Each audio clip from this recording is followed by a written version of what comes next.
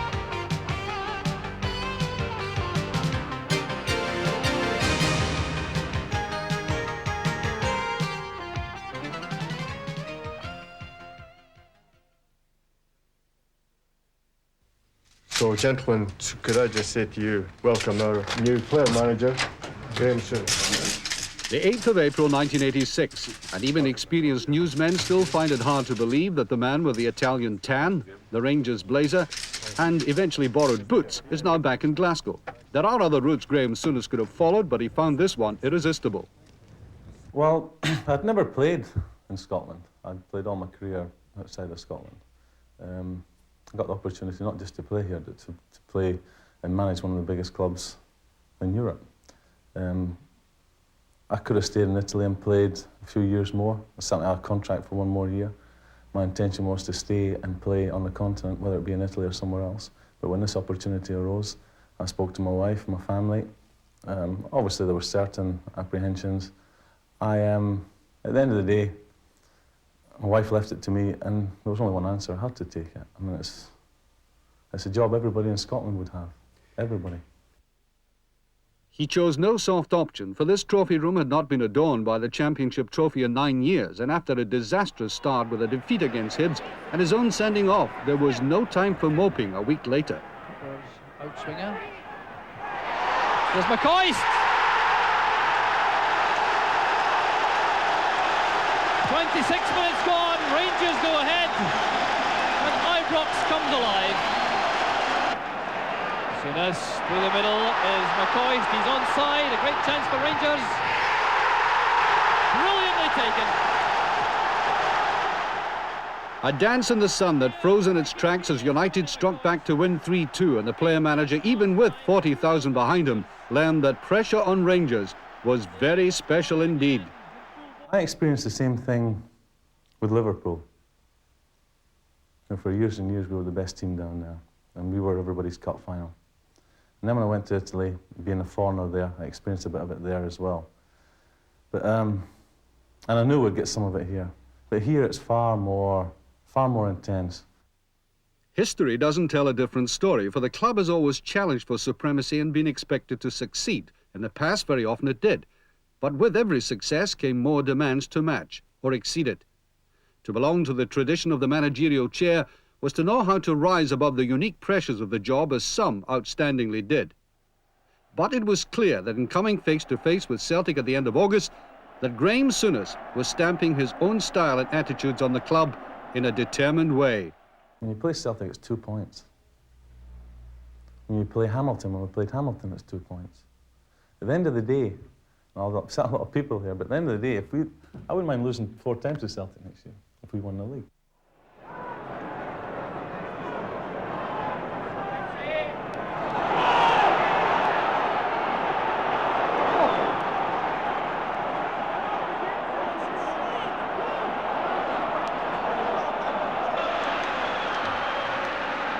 Here's Nicol.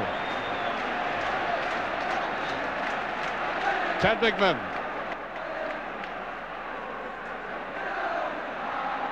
Here's Nicol.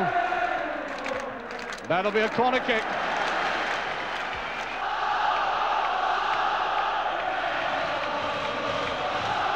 And from Fraser, and it's just over.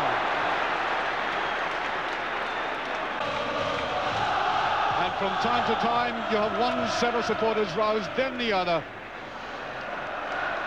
Paul McStay. McLeod.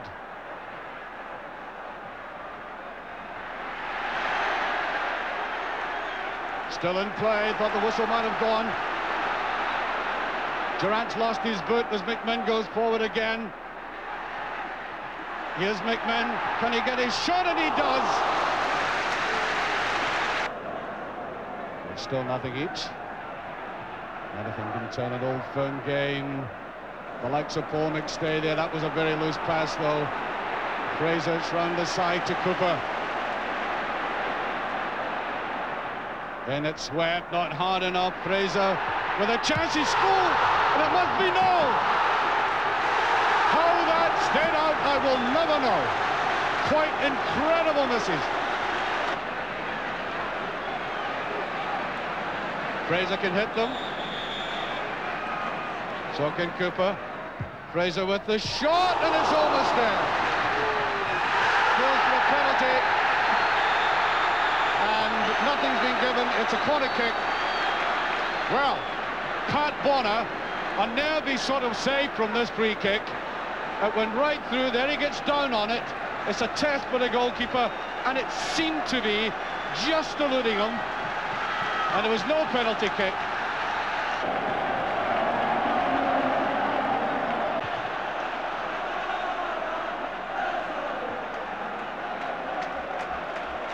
Cooper. Here's Durant with a chance, and he's done it. A brilliant goal by Durant. Superbly struck, brilliantly laid on by Davy Cooper. And if ever a team deserved a lead, it's Rangers. Only for a short period of Celtic got into the game. Look at that beautifully laid off ball. Durant, icily cool. The way he executed the finish. Rangers are in the lead, and about 16 minutes of the game left. The youngster took his time about it, didn't panic. A victory that came at a time when most people had written Rangers off. All accomplished in an atmosphere familiar to most, but certainly not to the man from East Anglia, and who answers to the name of Big Tell. 2 weeks before the game, the players and the fans have been telling me what it's like, and to win the game is, is a fantastic atmosphere, and to go out there and play against Celtic is a great honour in itself. But luckily enough, the manager took us away to the hotel before the game, so the squad was together. I think that helped a lot. It was just like being part of a cup final or being part of a set-up down south. I'd put against Terry many times. You look at him, he's got the physical presence. You say, well, he must be good in there, which he's excellent in there. He's also willing to put his head there. Have a look at his forehead, you see the cuts on it. He's willing to put his head where a lot of people wouldn't. But also, something I didn't realise, I know he was a useful player, but he's a far better player than I give him credit for before he came here. There's McMinn. Still Ted McMinn. Here's Souness. It's over the line. The goal's been given. A superb goal from Graham Souness. There's Weir flighting it across. Too high for Dodds. Cooper's missed kick, but McCoist has it for Rangers. He has Fleck on his right. Fleck is onside, the chance to clinch it for Rangers. McCoist makes it 2. But it stood and Rangers faced up to a jinx ground, Tynecastle. Things weren't going that well in the league. We were dropping points and seemed to fall behind Dundee United and Celtic. So I think we were like 4th or 5th place at the time, and it was crucial for us to get a result at Tynecastle, and we just had to roll our sleeves up and get out there. We had a massive support that day. It was a nice sunny day, and we were obviously very pleased to see David Cooper on one of his marvellous solo goals, or a marvellous solo run. And after we scored the goal, there was no way that we were going to actually lose the game. And they didn't. And this kept Rangers in touch in the league, and the other Edinburgh team, Hibernian, had to come to Ibrox next, with more and more people coming through the turnstiles. Cooper in the shade. What's it? Fleck. Oh, McPherson. thinking very carefully, Butcher, every time when he wants to place it. Cooper. McCoist driving in, wants to lay it back. It must be yes. Robert Flack. Now Dougie Bell. McCoist, he's onside. There's the cross, and the Flack in with it. Durant. Foul. But Rangers were also heading for the first final of the season. They swamped Dundee United in the semi and headed for Hampden in October for the Skol Cup final, headed by a manager with a calf injury and a severe bout of frustration. I was sitting upstairs. Walter was on the line. I was upstairs. I preferred to watch the games from up there. I can remember after I'd say all the best in the dressing room, coming up the stairs, and it just kicked off. I was late in getting up there. And I actually paused for a moment to go through the doors. And I didn't want to go through them doors. I wanted to go back on the line because it's so hard watching the game. There was pressure in that one. We all knew that the manager wasn't fit anyway. I think we knew that on the Friday, if not on the Saturday. So it wasn't announced publicly, but all the lads knew, and so therefore our minds were fully prepared for the fact that he wasn't playing. With the player-manager exiled to the stand and others struggling to make full fitness, many people might not have given Rangers a chance, except they could recall the upset of form in their previous encounter with Celtic. Rangers, in truth, emerged only occasionally from their shell in the first half. And there's Jimmy Nicholl. He's been one of Rangers' best players in the last month. McCoist, free kick. Of Fraser. Fraser with a long one in the post. It was in the second half that the game took on a different complexion. Cooper brought down, free kick. And Cammy Fraser is there. Butcher's there. Durant is there and scores. Durant has scored for Rangers. 1-0 with exactly 17 minutes gone. Well, the very boy we were just talking about there takes his chance. Only a half chance. Touched by Terry Butcher. Went to the outside and the near side of the goalkeeper. Bit of discussing going on. There's a chip forward and it's off the bar. And it's a brilliant save by the Rangers goalkeeper. Superb save.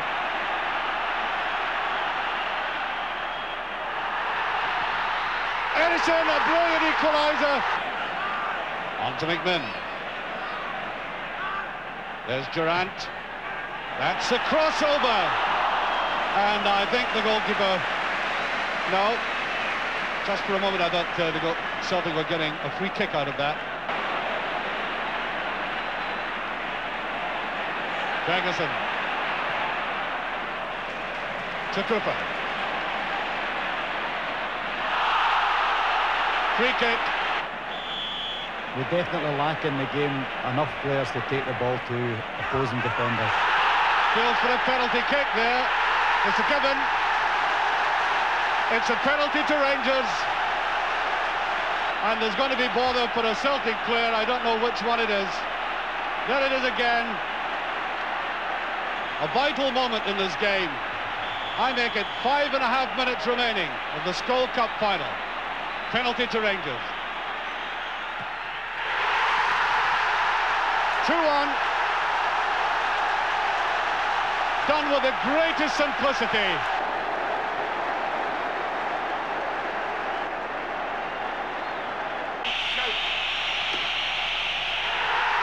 And there goes the final whistle. Rangers have won the Skol League Cup final. Rangers supporters erupt. And there is Terry Butcher,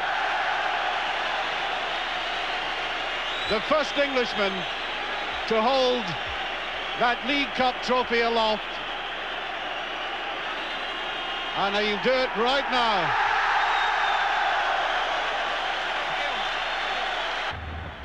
This triumph gave singular pleasure to the man whose office backs onto the stadium he helped create. David Holmes, chairman and chief executive at Ibrox, is a builder by instinct and inclination. He loves the world of bricks and mortar, which isn't so surprising of a man spotted by John Lawrence as a likely lad, and like the founder of the firm, has successfully straddled the two worlds of business and football. When I'm sitting in the director's box, there's new things happen to me. I used to watch football and enjoy the sport, enjoy the game, and have the ups and downs with the crowd. But in the last year, I've learned all about new things, new dimensions, white knuckles, funny feelings in the tummy, looking for my watch to see if it's getting anywhere near time up. So in the director's box, it's a new experience. But in trying to fill seats at the stadium, he's had to learn how to take it on the chin, like the events of the first week. People thought I was just starting, but I'd been at this for some 12 months before that. And you know, in 37 minutes I watched the 12 months work gone out the door. But I came to terms with it over that weekend. You know, Betty and I went home and we shut the door and we didn't go out. I didn't come anywhere near anyone until the Monday when I came back in here. But by that time, I had actually come to terms with what had happened, and I had accepted all the criticism in the paper and on the media. And I was resolved to start again, as from that particular day. And the first thing I did was call a meeting with all the lads, and I put it to them where I stood and where they stood, and what I expected, as from now. To say he put his neck on the line would be an understatement. I mean, I was 33 years old when I was offered the job, with zero experience as far as management. I played at the top level for a long time. He gave me the chance, gave me the opportunity to be manager of, in my opinion, the biggest club in Great Britain. It must have been, I don't care what he says, it must have been a worry to him. And since I've taken the job, okay, we've had arguments, minor arguments. Don't ever have an argument with him, because you always lose. When Hearts came to Ibrox at the end of November, Rangers had twice been beaten in the league that month, and they were determined not to let it happen again. Although far from the smooth article he desired, the Rangers players were on occasions like these beginning to respond to the kind of patient style desired by the manager. His promptings both on and off the field were beginning to have the desired effect. And all of this was being lapped up by astonishingly high crowds. On this wintry afternoon, 38,733 turned up to savour the 3-0 victory against Hearts. A very healthy response indeed for a team in fourth place and 9 points behind the leaders. But that league position began to worry management. We had a chat about it, and Graham and Walter went and got Graham Roberts. And Graham came up and I met him on the Sunday. We had a long chat, and if I'd had any doubts, which I didn't, they would have been dispelled right there and then, because I felt that I was talking to another real professional. And he came up and he ran onto the park against Dundee United. And I've got to say to you, right there and then, even before we started playing that game, I was just looking at the crowd, listening to the crowd, and that's one of the privileged positions you can have. It was a special day for me because coming up here I'd had a lot of press, and it was going on that whether I was going to join Rangers, and they signed me, and then from that Sunday to the next Saturday it was a long, long time, and I was just pleased to get it over with, you know, and to be a part of the goal, and then the crowd just took to me really, and I was pleased about that because it could always go wrong on the day, you know. If we'd have got beat, they'd have said, oh, maybe it's a waste of money, but everything went fine, and we just carried it on from there really. For a player like myself, I can only play one way. I can only go out and play 100% and, you know, play my own way. If Glenn Hoddle would have come up or somebody like that, I think they might have had a little bit longer to settle in. And that's why I was very lucky, actually, the way I play. I came up to watch the Skull Cup final, and the atmosphere that day really, really was fantastic. It was probably the best day I've ever experienced in my life. And to play in it on New Year's Day was, you know, just as good, really, because especially to beat them. Kenny Holt, at least he's used to this atmosphere. It's his 5th Old Firm match, and he laps it up. And off we go, and the conditions really are quite appalling. Nevertheless, Ibrox Stadium looks very spectacular, even with this snowy atmosphere now.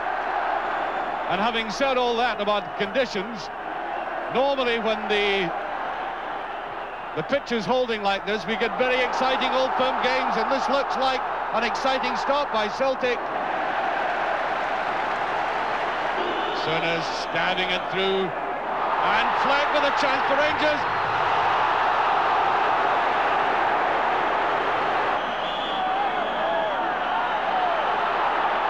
Souness with the shot. There was a deflection. That's it in. It's there. Fleck has scored for Rangers. Well, you know, the man I think Rangers should give credit to for that, of course, is the captain, Terry Butcher, with that near post back header. It always looked as if it might be put in, and Fleck made absolutely sure. Willian playing some superb football, engineered mainly by the man spraying out that pass at the moment, Souness. Now Cooper. Ooh, it's there! Number 2, Ali McCoist. Difficult enough on a day like today, but he should have got it, and there was McCoist to make it number 2. It was the manager's day, though. He took over. He made his own time and space with apparent ease, and afterwards some folk were beginning to say that visions of Jim Baxter at his best were being seen all over again. But Souness is no Baxter. He is simply himself. And when he is himself at his best, you're watching, as Jock Stein always insisted, a world-class player.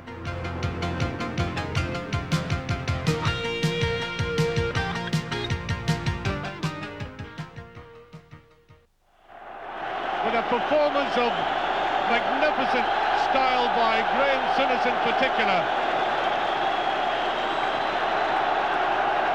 This is the kind of midfield play that he has brought to many a club.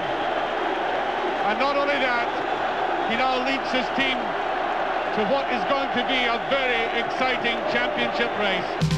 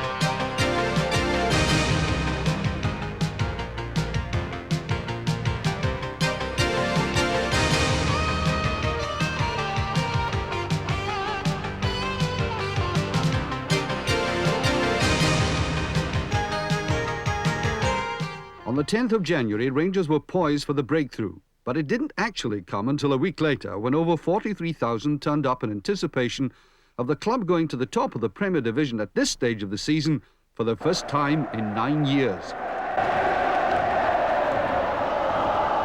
Here's Jimmy Nicholl.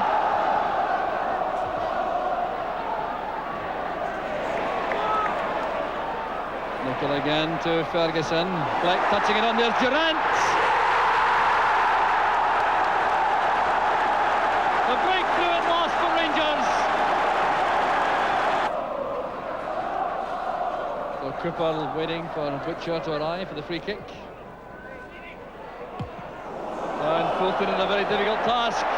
McKellar also in trouble. The ball is in the net, and it's Ali McCoist to put it there. And so began the great ticket chase. Ibrox was besieged. The stadium was now functioning to weekly capacity. I was privileged to be in the early discussions when they were looking at it. And it was felt that what we would do with this stadium was that we'd pay attention to the supporters first, make sure that they were safe, they were comfortable, and they were going to be surrounded by something that was matching their support of the club. And once we'd got that put in position, that would then turn our attention to the main topic, and that's the team. And I think, looking back, that's what we did. And people keep on saying there should be a plaque in memory of the people that were killed that day. That stadium's the plaque. And the plaque begins here. This face of Ibrox has altered little over the years, But beyond the wood panelling and the marble staircase lies another layer of service to supporters in keeping with the image of observing the changing times. Football clubs must exist by exploiting a variety of ideas for a public with a variety of tastes. The Ibrox executive and sponsor areas would do justice to a five-star hotel. And perhaps the phrase cordon bleu has never been more appropriate. Those of us brought up in the beloved tradition of a pie and bovril might find all this rather strange in a football stadium, but entertaining is now a valued business practice. And Rangers, in common with other major clubs around the world, can cater now for the most sophisticated requests. These congenial surroundings are also providing another source of revenue for a club which, if it wants the best in the park, must keep all avenues of funding open to itself. Meanwhile, out in the park in January, Rangers tripped, and the sound was heard worldwide. The only one downside was when we lost in the cup here, for me. I mean, I was low after that, really low. I found that that was the worst experience in my footballing career. I found that so hard to accept. I'd been knocked out of the FA Cup in England by Brighton twice, who were in second division once and first division another, bottom of the first division at the time. That was very hard to accept. But with being manager and playing on the day, I felt even more responsible. But I think that was a turning point in our season. I think the following week we went to Hearts and broke their 18-month unbeaten record. Christ had gone to the right. Souness to Cooper. Stuart Monroe, good play from Monroe. Promising for Rangers, here's Fleck. A magnificent goal from Robert Fleck. Souness and Cooper waiting. Deflected, and the goal for Graham Souness.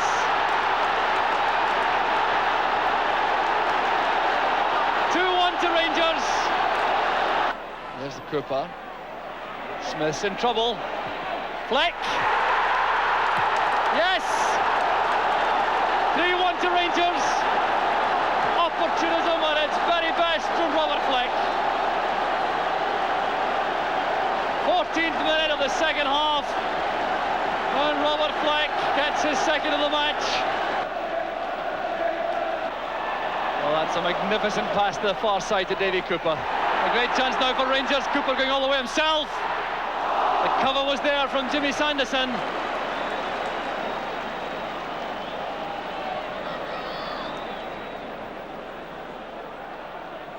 Here's Durant. That's towards McCoist. And it's come off Kenny Black. Well, it certainly is not Hearts' afternoon. Midway through the second half, the fourth goal for Rangers.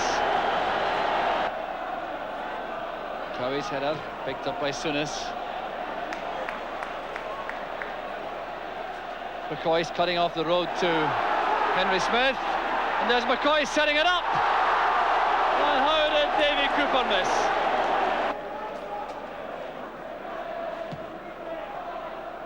Towards Fleck, he's up with Kidd. Cooper nodding it down. Sanderson touching it away. Here a chance now for McCoist. Brilliantly taken. And that was the goal McCoist wanted so badly. Dave McPherson scored some valuable goals, like this one at Tannadice. But perhaps his most dramatic one came against Hibs in February, who looked as if they might steal a point through an apparently unbeatable Alan Rough. Slow and parting with that. Give it again. There's Monroe. Here's Durant. There's a shot. Brilliantly held. Oh, that was very good goalkeeping indeed. Butcher with it, and that's right on the line. In fact, it almost knocked Alan Rough over the line, but he kept his head. Nicholl. Here's Cooper. Beautiful run by Cooper. McCoist with a chance, and he can't put it away. Souness. Slight suspicion of handball there, but Davy Cooper. Oh, brilliantly saved by Rough. Superb afternoon he's having. 12 minutes of the second half gone. Free kick to Rangers.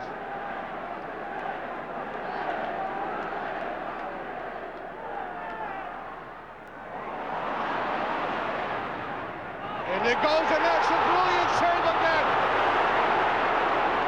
Oh, that must be one of the saves of the season.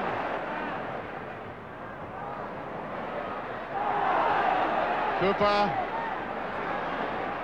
That's a better one, and that's it. McPherson. More significantly, Rangers had now moved to the top of the league on goal difference, but with a game in hand and with the best defensive record in British football, they were never to look back.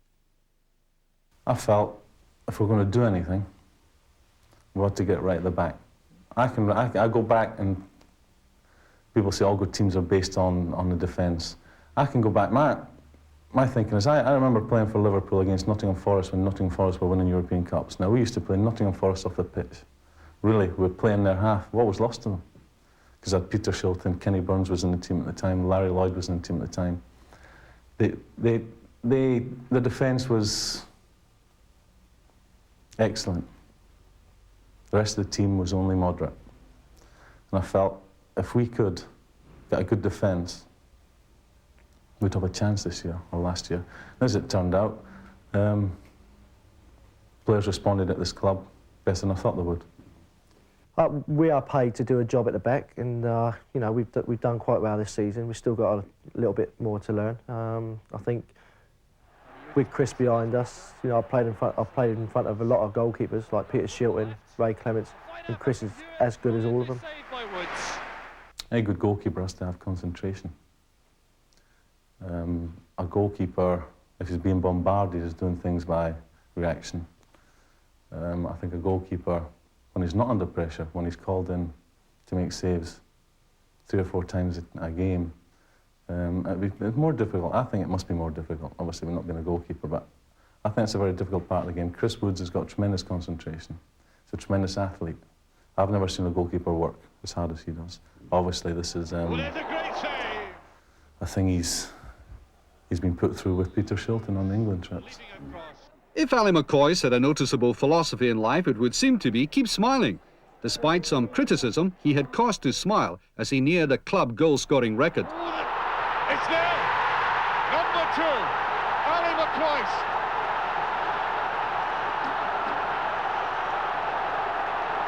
McCoist. It's never easy scoring goals, and I think defences are always, you know, they're getting tighter with the season. But it's my job to score goals, and if I keep getting the service and help from the rest of the lads, then I'll be disappointed if I don't do it. I don't show how I feel at times. I think pressure, it's more inside me than I let people think. But I've got lots of ways of, you know, relaxing. I like to relax, listen to music, play golf and all that. All these things are getting me away from pressure. The criticism definitely does hurt you, no matter, you know, who it comes from. But it's just a matter of not showing it. If it's constructive criticism, you'll always take it and be thankful for it. But it's just a matter of taking the good criticism and working on it. Rangers going forward. Durant to Flick. Good turn with the striker. There's the chance. McCoist. I think possibly one of the most important goals of the season for me was the one against Motherwell. And the irony of it is it never even hit the back of the net. 16 minutes gone, and would you believe there are people still coming into this ground? McPherson turned very well on it. Can't get the chip across. There's Durant. Butcher has come forward for Rangers. There he is. Delicate touch in. Ally McCoist with the chance! And in the second half, it occurred to the assembled throngs that Rangers might just drop a point and blow it all. It looked and sounded a nerve-wracked Ibrox. Monroe to Durant. Here's Ferguson. Fleck. Ferguson with a shot, brilliantly saved. But under 5 minutes left and hope running out for Rangers. We suffered a bit of frustration in the second half and still pressing on. Durant. Butcher with it. And Butcher, he's done it now. Zell. Ally McCoist.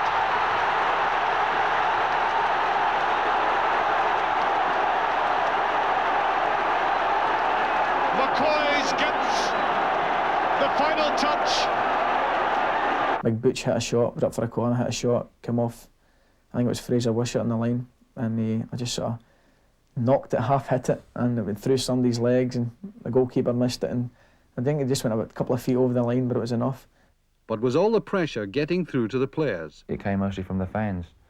You could sense that they were tense, and especially at the home games. They're very nervous, and there was not so much singing as there normally is. And obviously the big cheer, we went out there and cheered when we got a corner or a free kick or whatever. But there seemed to be tension, and it seemed to, the players seemed to feel it especially. But that's something that you must live with, and I think it was new for the players at Ibrox, especially for us coming up, and especially for the players that have been there a few years, because that kind of pressure hasn't been around Ibrox for a few years. So it was nice in a way, but it was nice to get the goals at the times that we did, especially towards the latter quarter of the season. The third last game of the season, and the captain as usual in the thick of it against Hart. Soon as with the pass, here's McCoist trying to turn away from Ronnie McDonald. Still McCoist.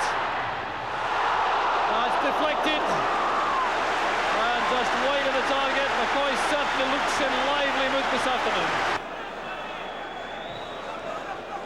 There's a chance for Roberts. And McCoist turns it in. Rangers are in the lead. 10 minutes into the match. And the celebrations begin around the stadium. The goal which these Rangers fans are looking for, Ali McCoist, overjoyed his 35th of the season, and significantly his 31st league goal, breaking a record which has stood for more than 20 years from Jim Forrest. Gary Mackay was back helping in defence. It'll be Ian Durant himself will take the corner kick. Butcher waits. Up goes Butcher, off the post. It's McCoist. McCoist does it again. 3 minutes into the second half.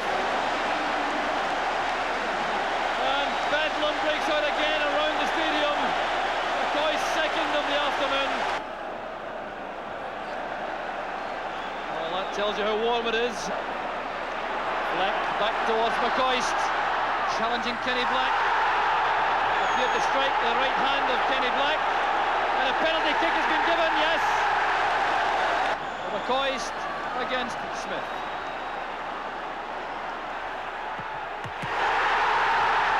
Off the stanchion, back out of goal, a hat-trick for Ali McCoist. 16 minutes into the second half. Well, what a joy day for Ali McCoist. The headlines screamed the inevitability of a championship victory, and so it seemed on the basis of that last performance. But leaving these aside, when you looked at the league table, it was clear that one slip and Rangers could come unstuck. Celtic at home to Falkirk, Rangers set off for Pittodrie.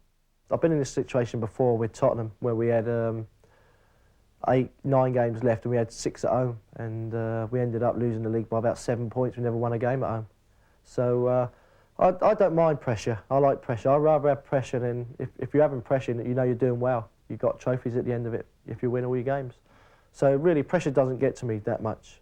But there was a little bit of pressure on the lads, yes, I would say so, because the supporters, they want success, and they were starting to get a bit edgy, and the lads were, you know, some of the young lads anyway were starting to get a bit itchy feet. Up at Pittodrie, I think we had a feeling, you know, we were going to get something up there. We knew that within ourselves that we could do it. And the scenes up that day got to be the greatest day of my life, football in life. Rangers coming onto the field to the most ecstatic welcome from the biggest Rangers support I've ever seen at Pittodrie.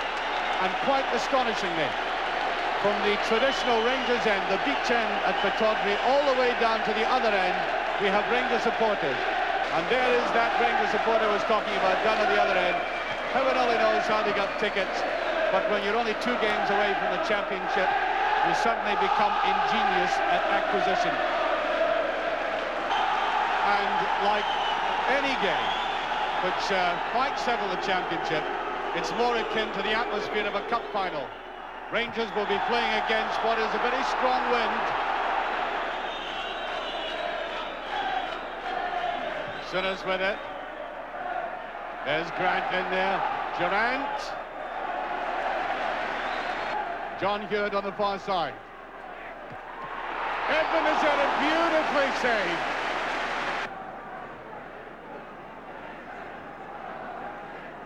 Cooper. Free kick. Exactly 5 minutes remaining of the first half. Well, we all expected something rather special today, but not quite what is worked out. There's Cooper. There's Butcher, and he scored! Butcher has scored for Rangers.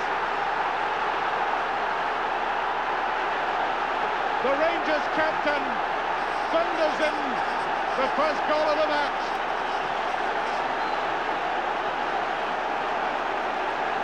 Rangers, reduced to 10 men, are in the lead.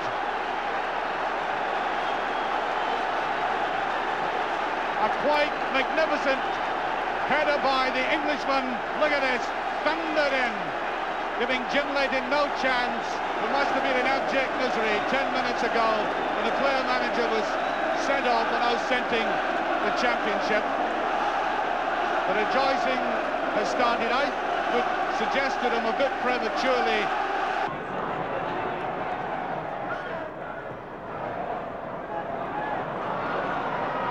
That's not a bad ball as McKinney goes in and Aberdeen get the free kick. That was a very good ball by McLeish.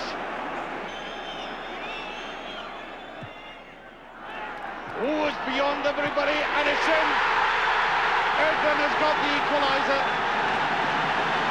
One each. The big central defender playing in midfield today comes in 2 minutes into injury time and pulls it back. The dramatics are not ended yet, with the second half to come. So, free kick to Rangers. Yeah, they are all into that again. The big men were up, and that is bothering the Aberdeen defence, and that is, of course, is why Evan is in there on the counter-attack. Oh, that's a very good shot by McLeish, and well taken by the goalkeeper again.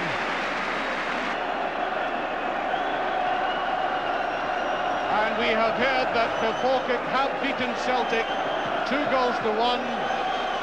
As West goes in for this. There's Durant. Malindala. And I think that will be, and there it is, the final whistle.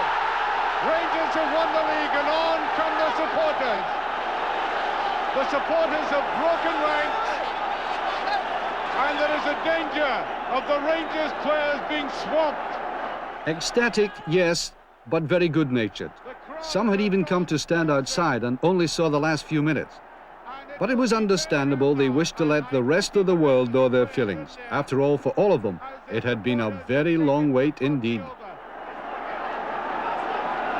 The league championship is Rangers for the first time in 9 years.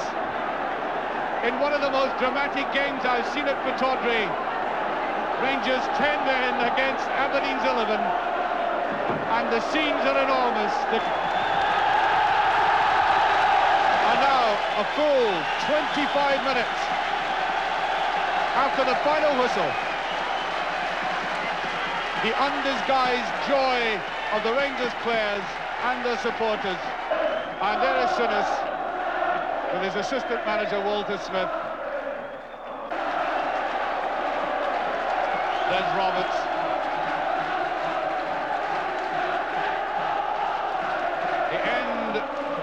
Of a dramatic and arduous season. Delighted men, an astonishing transformation in this club. It was unbelievable. Ex-certificate stuff. The lads had a great journey down. I think it was, a couple of the boys were saying before the game, it would have been nice to win it at Ibrox. But then after the match, I mean, you couldn't have planned a better celebration journey home, and it was great. 3 hours journey back wasn't long enough. We were wanting to drive around the city centre for a couple of hours again. It was great. Yeah. It really was. They went back, the players came on, the police were absolutely magnificent. They allowed all the spectators that had travelled up without tickets into the ground to see the team. And the feeling that we had, Betty and I, going down from Aberdeen to St Andrews that night, that'll never be matched again in football. The last day, in the best sense, turned out to be a picnic. It was the supporters' day. Just some of the many youngsters who now pour into Ibrox. I'm told there's something like 8,000 youngsters in the Rangers Young Club. And Terry Butcher right in the middle of that picture. And that is an epitome of what he's been all season, directing everybody and influence both on and off the park. Meanwhile, the Scottish Cup finalists kick off this game, starting off with a man who scored a goal in the last time he played at Hampden Park, Frank McGarvey.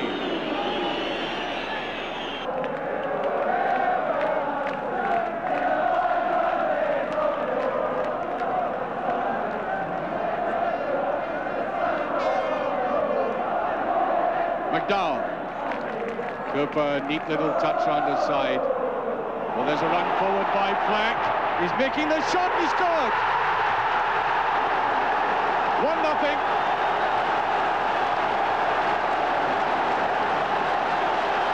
3 minutes gone, and the Premier Division champions are in the lead. Tony Fitzpatrick.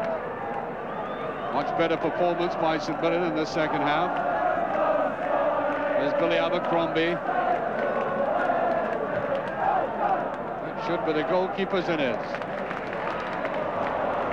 Oh, yeah, getting very cancelled, and he gets down to it again.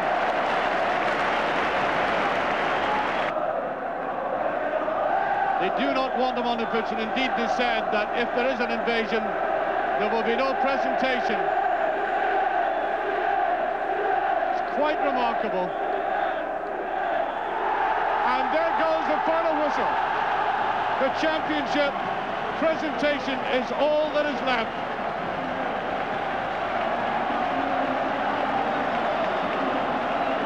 There is a league championship trophy awaiting the hands of Terry Butcher, the Rangers captain.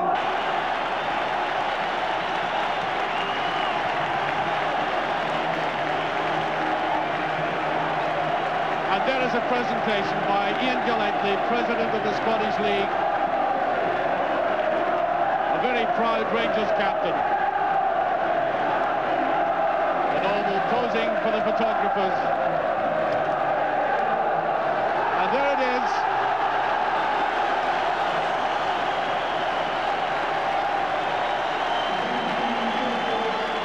He's worked long and hard for that with the rest of his players.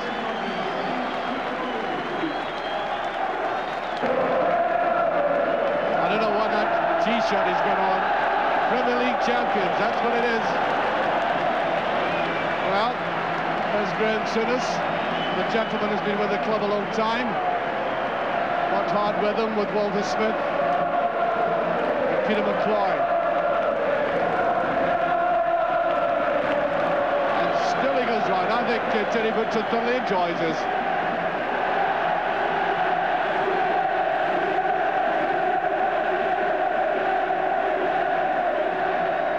Like Butcher, the English connection. Just recognise it now.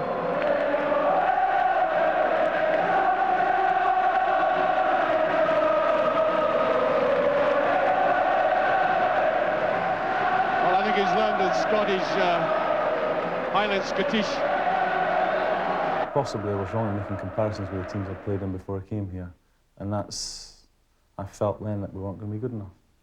And then when we got started in the season, I still felt we're a good bit short. And as we progressed, we got better and better as the season went on. I felt we got stronger. I felt we became more and more professional in our approach to games. But now we've got the biggest problem, a nice problem. Now we have to follow on from that. And I'll give you a toast. Rangers Football Club, Premier League winners 1986-87. These prizes reflect the winning of the imaginations of over 1 million people who came to Ibrox in the season. In winning this league championship trophy, Rangers transformed the entire landscape of Scottish football. It will never be the same again.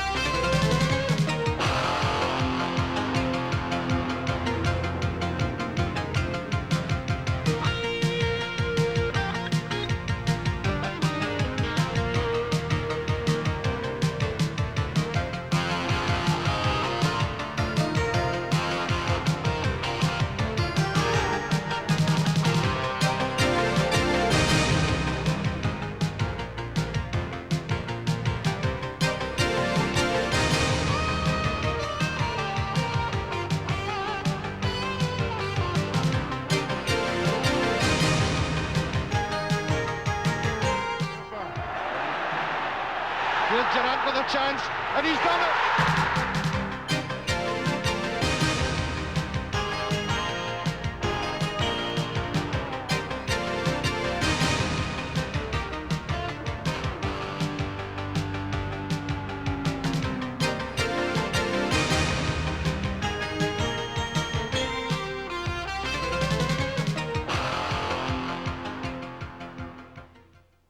It's not the end, it's just the beginning.